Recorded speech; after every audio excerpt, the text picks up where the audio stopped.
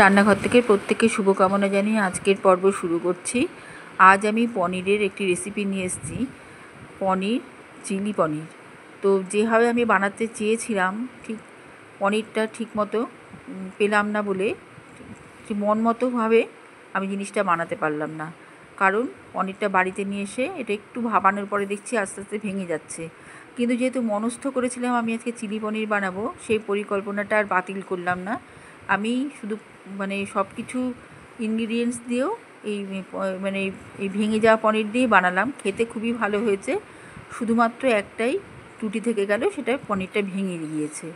তো যাকগে আমি পনিরটাকে একটু গরম জলে ভাপিয়ে নিয়ে আমি গোলমরিচের গুঁড়ো, লবণ দিয়ে আর এই কর্নফ্লাওয়ারটা দিয়ে আপাতত এটাকে একটু কোটিং করে নিচ্ছি।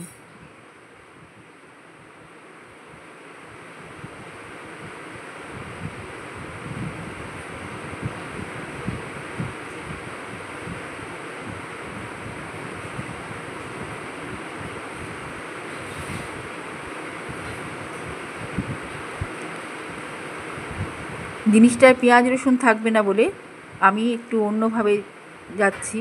এর মধ্যে আমি একটু ঘি অ্যাড করেছি, এতে একটা সুন্দর টেস্ট আর ফ্লেভার দুটোই আসবে।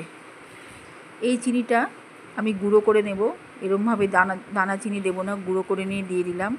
এবার এটাকে ভালো করে ম্যারিনেট করে কিছুক্ষণ রেখে দিয়ে তারপরে আমি এটা সাদা তেলে ভেজে নেব।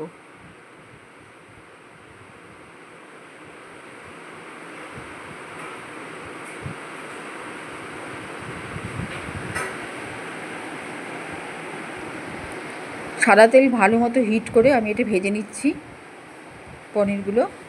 এবার আমি জায়গাটা একটু পরিবর্তন করেছি, কারণ আমার একটু বেশি বড় জায়গার দরকার।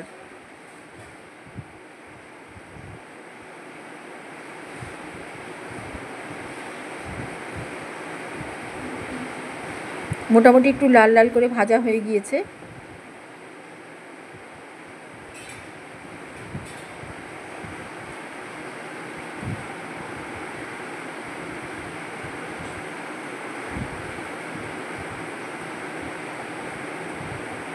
এবার আমি এর এক সাইড দিয়ে আমি ক্যাপসিকাম দিয়ে দিলাম।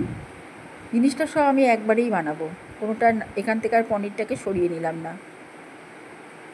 এখানে ক্যাপসিকাম দিলাম, বিনস দিলাম পরিমাণ মতো। আমি পনিরটাকে মাথায় রেখে ক্যাপসিকাম আর বিনস ব্যবহার করেছি, কারণ ক্যাপসিকাম পনিরের অর্ধেকেরও কম দিতে হয়েছে, বিনসও তাই।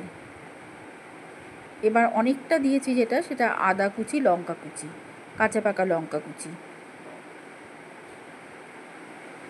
এগুলো একসাথে ভাজা হচ্ছে, রান্না হচ্ছে পনিরের সাথে। সব সবজিগুলো জুস ছাড়বে। এবার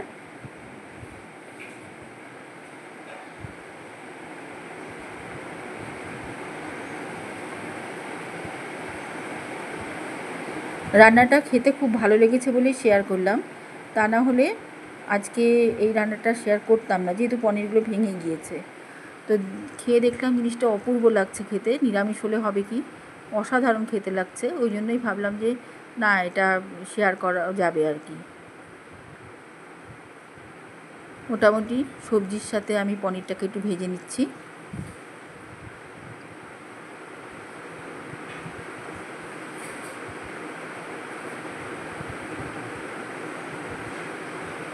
এবারে আমি বেশ কিছুটা টমেটো দিয়ে দিলাম।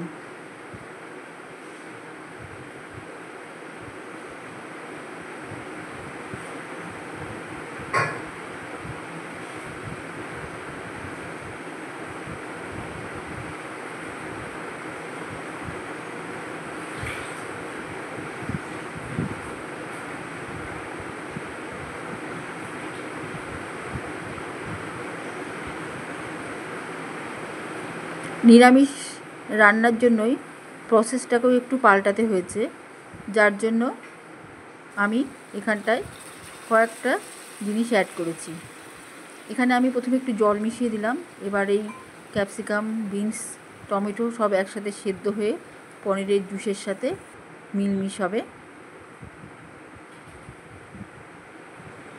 লবণ দিয়ে দিলাম।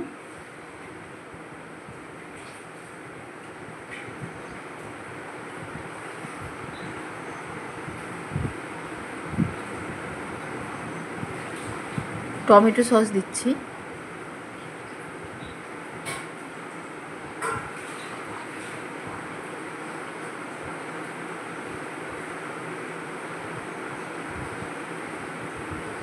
কর্নফ্লাওয়ার জল দিয়ে গুলে দিলাম,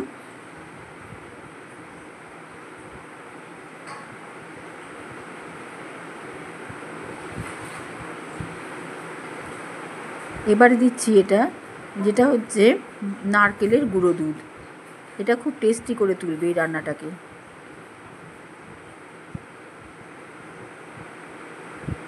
এটা বেশ কিছুটা পরিমাণে দিয়েছি, 4-5 চামচা তো দেওয়াই যাবে। আর দিচ্ছি এই আবার গুঁড়ো করা চিনি। আমি এখানে দানা চিনি ব্যবহার করিনি, চিনিটা আমি শিলপাটায় গুঁড়ো করে নিয়ে সেটা দিয়ে দিলাম। এবারে হালকা হাতে নেড়ে নিচ্ছি।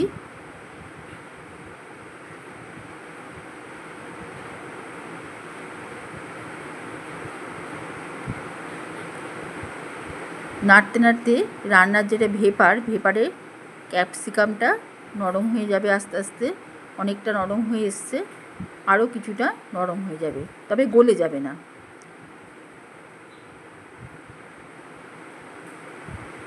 আমি আরও কিছুটা আদার কুচি লঙ্কার কুচি দিয়ে দিলাম ফ্লেভারটার জন্য। সামান্য জল দিলাম, কারণ এখান থেকে যাতে তাপে হিটে যাতে জুসটা টেনে না নেয় পনির ক্যাপসিকামের, তার জন্য একটু জল দিলাম। কাজেই জলটাই টানবে, এই জুসটা টানতে পারবে না। ইতিমধ্যে আমি এর মধ্যে একটু সোয়া সস দিয়ে দিলাম।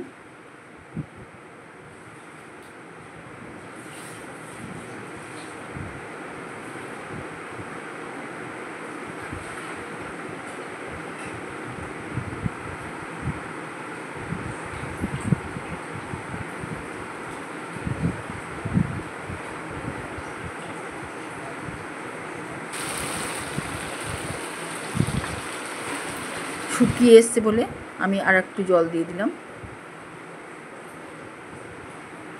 এতে টেস্টের কোনো হেরফের হবে না, টেস্ট একই থাকবে। শুধুমাত্র ড্রাইনেস থাকবে না, এর মধ্যে একটা জুসি ভাব থাকবে, ওই জন্য জলটা দিলাম। সবজি থেকেও একটা জুস ছাড়বে। গোলমরিচের গুঁড়ো দিয়ে দিলাম।